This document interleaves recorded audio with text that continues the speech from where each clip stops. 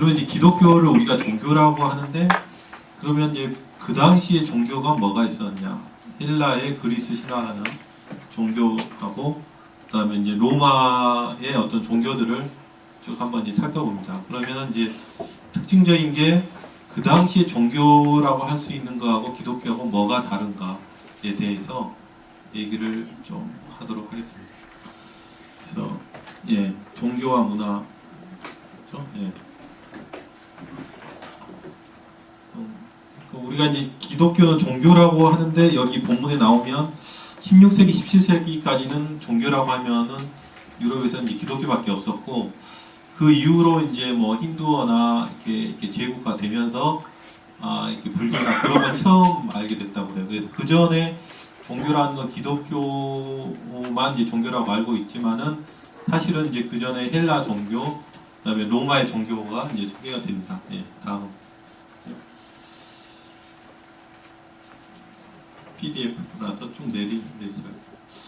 바울이 이제 고백했던 게 우리가 이제 아는 게 이제 그 예수는 주다, 또 키리어스, 코이노니아, 에클레시아를 얘기하고 있습니다. 이게 앞에서 얘기했을 때는 약간 철학적이다 라고 얘기를 하는데, 여기에서 말하는 것은 바울이 얘기한 게 종교냐 철학이냐, 오히려 이제 철학에 가까웠다 얘기를 하거든요. 그러면 그 당시에 종교는 뭐냐? 그 당시 종교는 이렇게 뭐 바울이 다소에서 태어나서 이렇게 전도 여행을 했는데, 헬라화된 이제 세상에서 종교라는 것은 일종의 어떤 제사를 드리는 희생 제사나 기도를 하는 그런 어떤 세상에서 바울이 얘기하는 것은 그런 이제 제사를 드리는 얘기가 아니라 우리가 함께 모여서 친교를 하고 에클레시아 나누고 그 다음에 그리스도 안에 서로 사랑하고 그런 얘기를 했다라는 것은 사실 종교적인 얘기가 아니라 철학적인 얘기에 가깝긴 하죠. 그러나 아무튼 이제 종교라고 분류를 애매하니까 종교라고 얘기를 하고, 그 시대에 종교들이 뭐가 있었나, 그러면 영향을 실제로 어떤 걸 받았나, 아니면 어떤 게 다른가에 대한 얘기입니다. 예, 다음입니다. 그래서 기독교가 이제 바울 종교가 헬라 종교의 영향을 받았거나 로마 종교 영향을 받았을 가능성이 있죠. 사실 그 시대에 겹쳐지기 때문에. 근데 그 시대의 종교를 보면은 뭐 기도를 드리는 것은 이제 기독교와 비슷하고요. 희생 제물을 드립니다. 뭐 소크라테스가 뭐 제사를 드리는 그런 얘기도 나오는데, 대부분 뭐 동물도 있고 아니면은 뭐 인간 제사도 나오고 그렇죠. 그래서 이제 희생 제물이 꼭 있었고, 그다음에 축제가 있습니다. 항상 그리스나 로마에서도 신들에게 이렇게 제물을 드리고 흥겹게 축제를 하는, 그리고 뭐 술도 마시고, 그 다음에 그게 심하면 광란에 뭐 축제가 되기도 하죠. 그런 특징이 있었는데, 그러면 바울의 초기 공동체에 그런 게 있었느냐? 희생 제물이나 뭐 그런 게 없었죠. 물론 이제 성찬이나 그런 건 약간 비슷할 수 있지만, 그래서 일단 종교적으로 볼 수는 있지만 뭔가 조금 다른 부분에 대해서 얘기를 합니다. 그러나 이제 우리 시대 종교는 뭐 원불교, 힌두교 이런 종교는 좋은 말씀, 어떻게 인간이 깨달음에 대한 그런 얘기를 하고 있는데, 고대 종교는 그런 어떤 철학적인 종교가 아니라 한마디로 어떤 기륭하복, 또 제사를 드리는 거, 그런 거에 대한 이제 종교였다고 말합니다. 예, 다음. 그래서 이 컬트란 말이 있는데, 이 컬트가 상당히 조금 부정적인 의미로 들리는데, 컬트가 이제 제의라는 건데, 뭐 당시에 종교 의식이기도 하지만은 교육이나 훈련이라는 의미도 있었고, 또 쿨투스라고 해서 삶의 어떤 방식이라고 있습니다. 그래서 컬처란 말이 이 컬트 제사라고 하는데, 예전에 컬트가 뭐 사탄의 어떤 제의, 뭐 사탄은 마침내 뭐 문화를 대중문화를 선택했습니다. 그런 책도 있었죠. 그래서 우리 음악이나 뭐 이런 것에 뭐 사탄의 숭배 의식이 포함되어 있다라는 그런 것들에서 나오는데, 마찬가지 고대에도 이제 그런 걸 컬트인데 종교이지만 하나의 문화였다. 그래서 바울의 세계는 신들이 가득 찬, 그야말로 신들이 여기저기 신이 없는 그 신을 항상 이제 숭배한 그런 곳이었다고 합니다. 안도라는 학자는 로마 종교는 그런 이제 일반적인 종교 외에도 사회적인 활동, 어떤 제도화된 체계, 그런 부분이 있다고 합니다. 그래서 뒤에 이제 로마도 나오지만, 로마는 조금 더 그런 종교와는 조금 달랐던 게 어떤 정치적으로 그것들 체계화하고, 또 정치적으로 어떤 행정 공무원들이 제사 의식을 하면서 결국은 로마의 팍스 로마나 로마의 평화를 위한 도구로서 이제 종교가 활용이 되죠. 예, 다음 슬라이드 보시면 이제 헬레니즘을 보시면은 뭐쭉 설명했지만 이렇게 넓은 땅들을 알렉산드레가 지배를 하고 금방 이제 10년도 안 돼서 이제 죽어버립니다. 죽고 나서 이제 다음 슬라이드, 예, 다음에 보면 이제 첫 번째 헬라의 철학 말고 헬라의 종교는 뭐 너무나 많이 아시는 이제 그 올림포스 12신을 비롯해서 헤라클레스 뭐 많은 신들의 이야기가 있습니다. 그리스 신화 여러분들 많이 읽어보셨던 것처럼 아무튼 신들인데 그 신화가 우리 말하는 것처럼 이제 굉장히 엄숙한 신난도 있지만 신들이 뭐 서로 화도 내기도 하고 뭐 사랑도 하고 또 이별도 하고 굉장히 인간적인 그런 신들의 이야기들이 나오죠.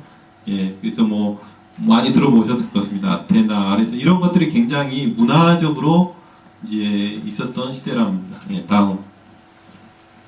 그래서 이제 헬라의 종교를 보면은 희생 제사가 있었고 이런 이제 공간으로서 신전이 있어서 그 신전에 가서 우리가 제사를 드리고 또 무엇이 이제 기륭하고 복이 무엇인가를 이제 점을 치고 이런 행동들이 좀 있었습니다. 그리고 예언, 앞으로 어떤 일이 일어날 것인가 해서 그런 예언하는 사람이 전문적인 신탁이었는데 그 사람들 굉장히 전문적인 기술이 있어서 앞으로 미래를 예언하는 그런 일들을 이제 신에게 하고 또 그런 걸 이제 책으로 남기고 했던 것들이 어떤 헬라의 이제 종교의 특색이었습니다.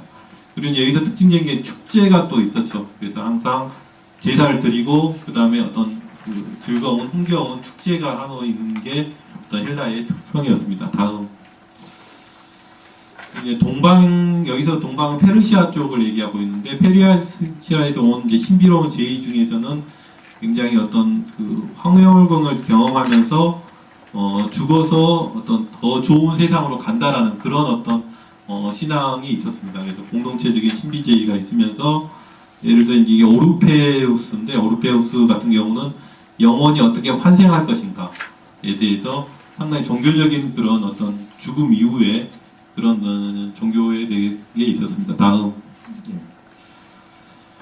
이제 미트라스교라고 나오는데 이것은 이제 로마 제국의 특성인 이제 군대 종교인데 미트라스교가 이제 상당히 그 우리 뭐 성탄절이나 그런 영향을 많이 받았다고 하는데 조로아스트교에서 영향을 받았고 영원 불멸이나 또 3일 만에 미트라스가 부활했다. 굉장히 이제 예수와 비슷한 그런 것들을 보여준다고 하는데 그 당시 로마 제국에서는 미트라스교가 아주 메이저한 종교였고 기독교와 상당히 경쟁적인 관계에 있었다고 합니다. 그러니까 기독교가 유사하지만 사실은 조금 기독교가 그런 것들에 대해서 다른 이제 설명을 하고 있습니다. 예, 다음.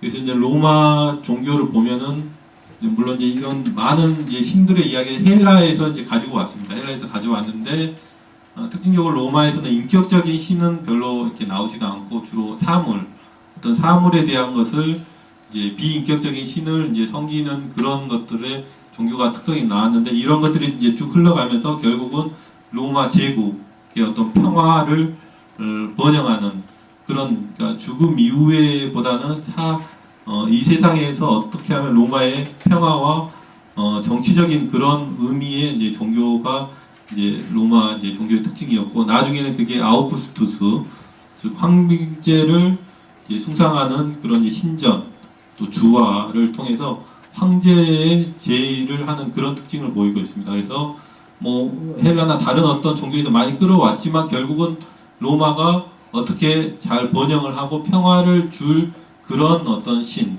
또 그런 어떤 황제를 숭배하는 굉장히 정치적이고도 종교적인 그런 특성을 가지고 있습니다. 그리고 도시도 로마, 황제가 사는 로마가 있고, 그 다음에 이제 공민 지역이 있고, 군사 지역이 있고, 그런 경계들을 신성시에서 종교적인 의미로도 조금씩 나눠져 있습니다. 그래서 유의미를 보시면 좀 참고할 수 있고요.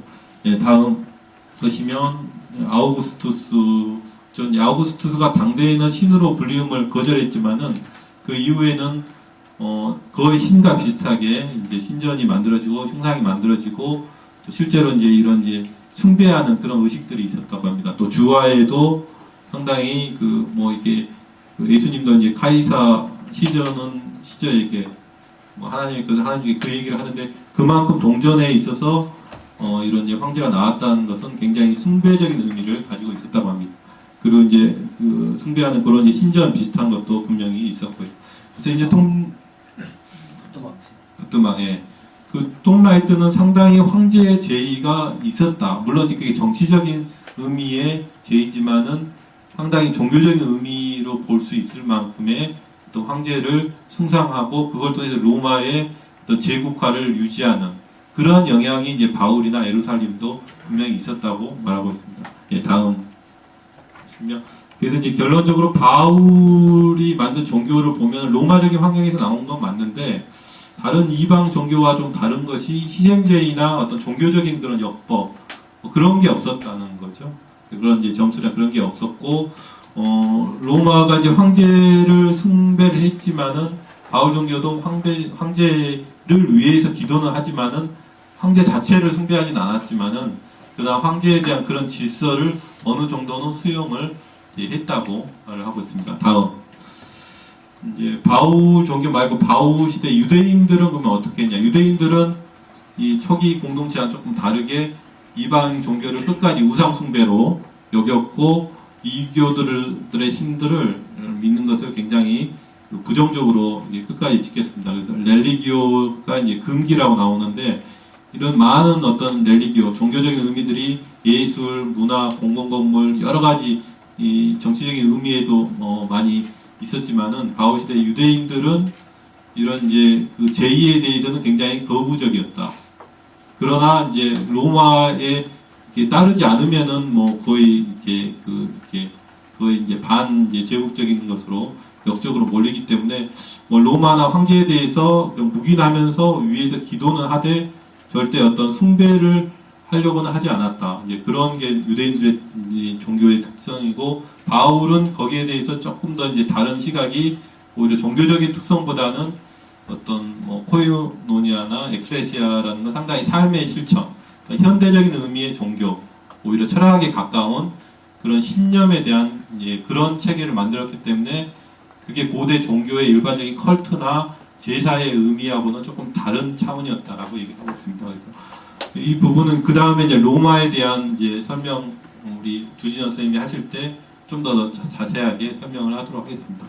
우리 이제 그 주진영 선생님께서 이제 마지막 파트 로마 제국에 대해서 이제 발표를 해주시도록 하겠습니다.